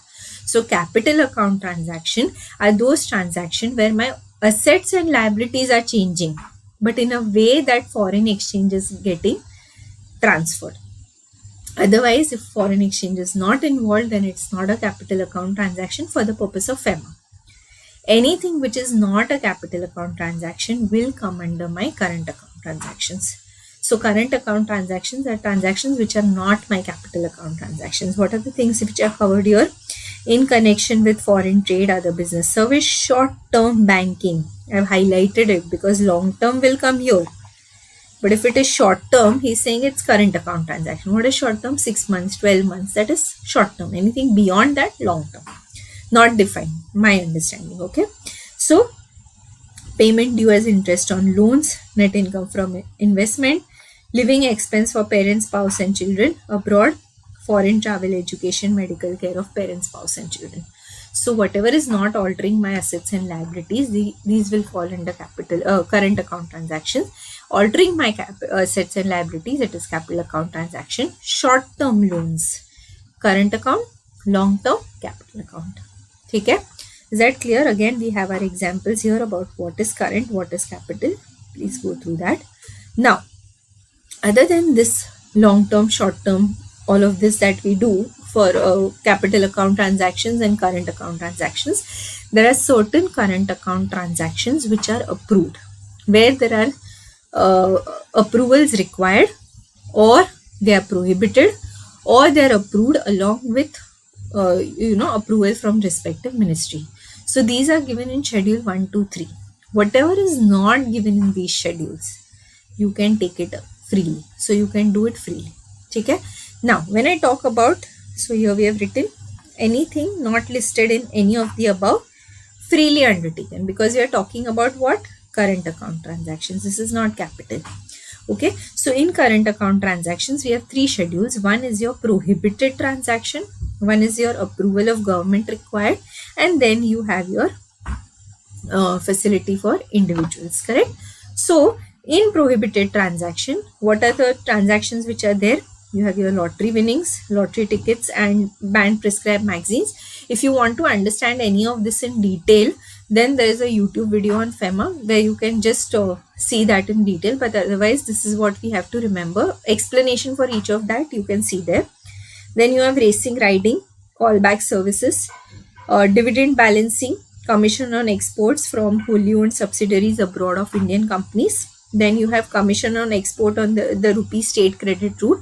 Here you have to remember 10% of invoice value on export of tea and tobacco is something that is allowed.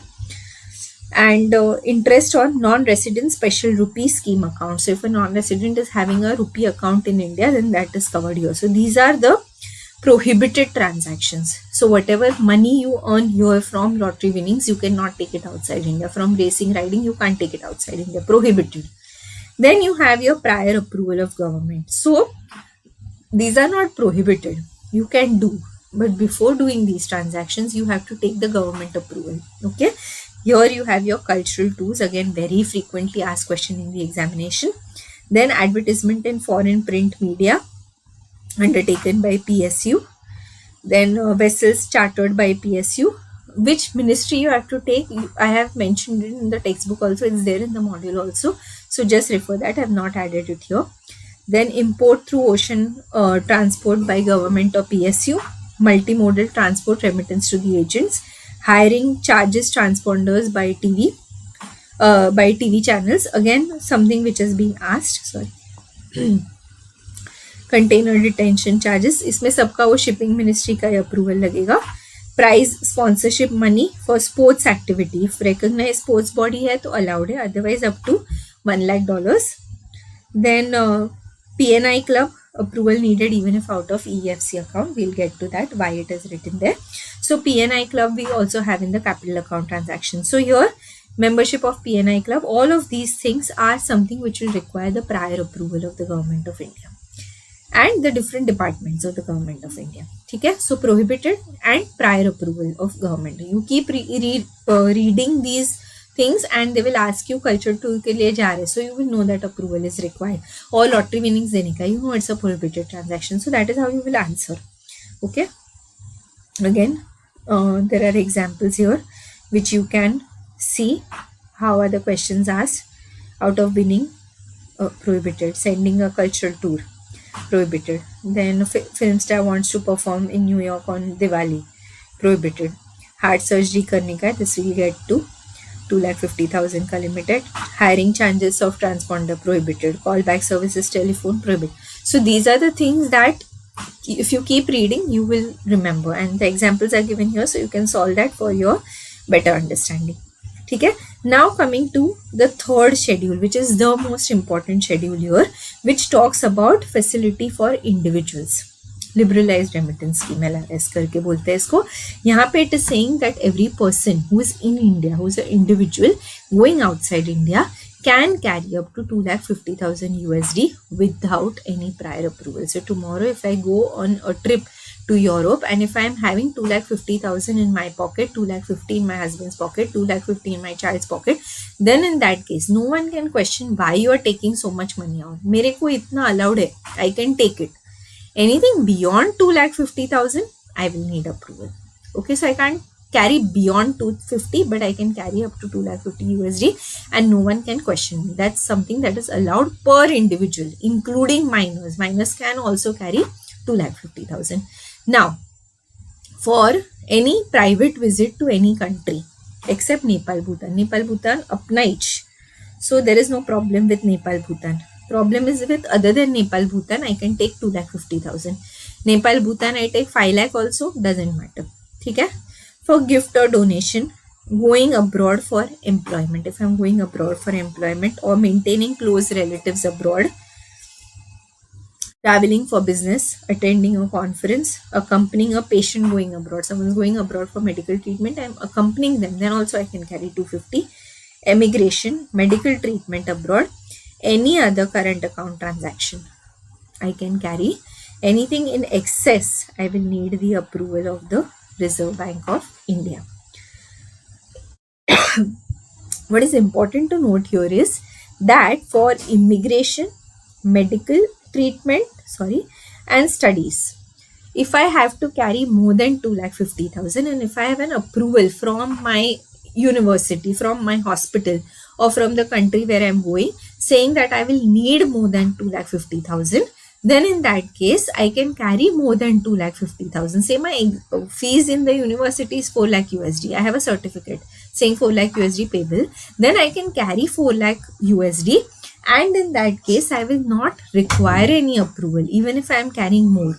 But it is only for these three purposes. Now, if I am giving a gift outside India and I am carrying 4 lakh, then I need RBI approval. But for medical treatment, immigration and employment, for studies outside India, for these three things, I can have more than 250,000 provided I have a certificate or a letter from that particular university or country saying that this is required.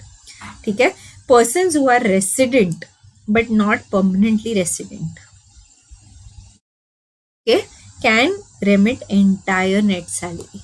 I am resident in India currently as per the FEMA regulations, but I am not permanently going to be resident here. Then in that case, I can remit my entire salary. I am coming to India to work. So these expats for international schools which come to India or ambassadors who come to India, they come to India to work to earn money. And they're going to go back. They're not going to be permanently resident in India, but their families are there. So for them, they're individuals, but 250,000 USD will not be applicable to them. They can remit the entire salary provided they're a citizen of a foreign state, excluding Pakistan. Pakistan hai to tum hamare radar mein aa jaoge, so you can't do that. And second is that citizen of India who is on deputation to the office or branch of a foreign company. Again, if he's gone, he's a citizen of India, but he's on deputation to foreign company, तो वो पूरा remit कर सकता है, no problem at all. ठीक है? So this is LRS, prohibited and approval route. ठीक है? Are we understanding?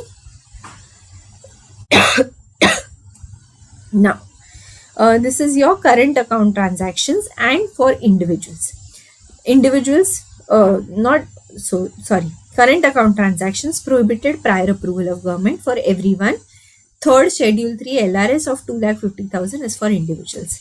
Now for other than individuals, anyone other than individuals require prior approval of RBI. So that 250,000 limit is only and only for individuals. It is not applicable to other than individuals. Now here you have your donations. Other than individuals, what are the current account transactions which are permitted?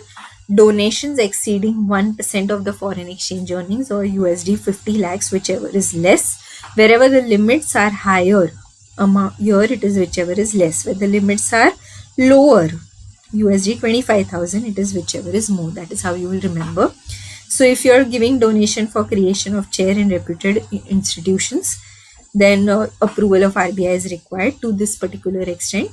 Contribution to funds promoted by educational institutions or technical institutions. This is important. Remittance exceeding 5% percent commission per transaction to agents abroad for sale of residential flats in India. So here we had discussed that a person is in USA, another person, Mr. B, is also in USA, and Mr. A is selling Mr. B's flat which is in Andheri. Here in this case, 5% of commission or USD 25,000, whichever is higher is something which will be given, and here again RBI approval will be required. EFC, I will get back to that. Then, so this is important, this has been asked. Then for consultancy services, if I have to give, so I have to see whether it is for infra projects other than infra projects. Then accordingly my this thing changes. USD 1 million, 1 CR for infrastructure projects, USD 10 lakhs per project for other consultancy services. So consultancy for other than infra projects limit is lesser. Infra projects, because infra है तो higher उसमें USD allow करते हैं. That is how you can remember. And then you have your pre-incorporation expenses. So if you're an entity in India and if you want to reimburse your pre-incorporation expenses, then 5% or USD 1 lakh, whichever is higher. So only less वाला तुम्हारा यहाँ पे है USD 50 lakhs जो donation के लिए है. बाकी everywhere it is USD whichever is higher, and the limits are also lower. Now it is saying that if you have a EFC account or a resident foreign currency account, then in that case some places you don't need approval, okay, and some places you need approval. So like how we had a non-resident special rupee account here, correct? Here a non-resident is having a INR account. In this case I am a resident who is having a foreign currency account. So because I deal a lot in foreign currency, I have a foreign currency account and I'm making payments from that account. This foreign currency account is registered and is managed by RBI only, and the banks and the authorized persons are involved. So he's saying that if you're making many payments from these two accounts, then in that case you don't need to take any approval here. ये approval नहीं चाहिए, because I am already managing that account, so I know what you are doing. So घड़ी घड़ी manage करने का जरूरत नहीं है. But for my PNI club I have written approval needed even if out of EFC account. PNI club, even if you're doing out of EFC account, approval is needed. Then my this thing residential flats इसके लिए important है. यहाँ पे भी EFC account से किया, then also approval is needed. And pre-incorporation expenses, even if it is out of EFC account, approval needed. Any other transaction out of EFC account, I don't need any approval. Is that clear? Yes, and the examples are there. 2,50,000 is for each individual, including minors. Okay, so did we understand current account transaction? To give you a brief again, once to revise. Capital current account. Capital account transaction alters my assets liabilities, तो वो मेरा capital account transaction हो गया. But if it alters my asset liability, if I am person resident in India, alters asset liability outside India, या person resident outside India alters liability assets in India, then it's a capital account transaction. Other than that, all transactions are my current account transaction. Short term loans if I take current account, long term लेंगे तो capital account. Now in current account transactions, I have my schedule 1, 2 and 3. In schedule 1, I have prohibited transactions which I cannot do. I cannot take approval, nothing I can do, but I cannot remit that particular funds. Then it is my prohibited transaction. Schedule 2 is where I can do that transaction provided I take approval. Only after taking approval, I can do that particular transaction. Schedule 3 is my liberalized remittance scheme, LRS, for individuals other than individuals. If it is for individuals, 2,50,000, no approvals required. Anything in excess of 2,50,000, approval required. But if I am going outside India and taking more than 2,50,000 as an individual for the purpose of medical expense, education or immigration, then in that case, even if it is more than 2,50,000, if I have a letter from that institute, then I don't need to take approval. For other than individuals, if it is any form of donation or commission to any agent who is selling property outside India, but the property is situated in India, then I have consultancy fees. Infra projects 1 CR, other than infra projects 10 lakhs, and last is my pre-incorporation expenses. Now, if I have a resident foreign currency account or a EFC account, then I don't need approval for these transactions for other than individuals, correct? Or prohibited वाले जो approval of government चाहिए उसमें. So if I have these EFC account, I can use money from EFC account, then I don't need to go and take approval. But if I'm making payment for PNI club to agent abroad for sale outside India of property situated in India, or pre-incorporation expenses. If these three I am paying in from my EFC account, even then I need RBI approval to make the payments, otherwise I can not make the payment. Is this very, very clear? Now, similar to what we have as schedule 1, 2 and 3 in your current account transaction, we have similar schedules for your capital account transactions. Okay, what is capital we know now. So we have schedule 1, 2 and 3 for your capital account transactions, but these are different. Here you have permissible transactions by person resident in India, permissible transaction by person resident outside of India. Both these schedules are similar. Okay, so permissible दोनों का same है. In current account transactions, I have written that if it is not mentioned here, it can be freely undertaken. That is not the case with capital account transactions. Capital mein you can do only what is permissible. If it is not mentioned, you can't do it. Okay, this is similar. So whatever is written here and here is similar. A little bit of a change is there. What is more important here is what is prohibited. This is very important. So what is prohibited? So prohibited mein I cannot have 2,50,000. So that 2,50,000 LRS can be for capital or current. There is no restriction on that, correct? So that I can do for both. So if I am doing in excess of 2,50,000 current account transaction, I need to take approval. Capital he is saying you can't do only. Okay, so capital is more restrictive as compared to a current account transaction. Second, he is saying anything which involves a foreigner buying any property in India, then that is something not permissible. What is it saying? Business, chit fund, nidhi company. If you are investing in any of this, then you are prohibited. Agricultural plantation activity, construction of farmhouse, TDR, transferable development rights. So this is something which is prohibited. Here the prohibited list is more important. There everything, all three schedules are very important. Here if you read through this, these are similar, 1 and 2. That's okay, you can read through them. What is important to remember is your prohibited. Okay, so prohibited capital account transaction, whatever is not given in your schedule 1, 2, 3, you can't do it at all. Anything in excess of 2,50,000, you can't do it at all, not with approval also. Anything where you are acquiring some property in any form, taking farmhouse, TDR, anything, not allowed. Okay, so that is your capital account transaction and its restriction. And with this we end FEMA year. So you'll have to remember current capital account transaction ka schedules. What is person resident in India, outside of India? It is not as difficult as it seems. It's a bit technical, but once you read it, you will get a hang of it. I'm hoping by now we all know what it is. So yeah, so whoever has any questions can wait, others can leave the class, and then we can end the session here. Tomorrow we'll be doing Companies Act. I'll be sending the chart book on the group so that you can go through that. Like you can keep it ready before the class.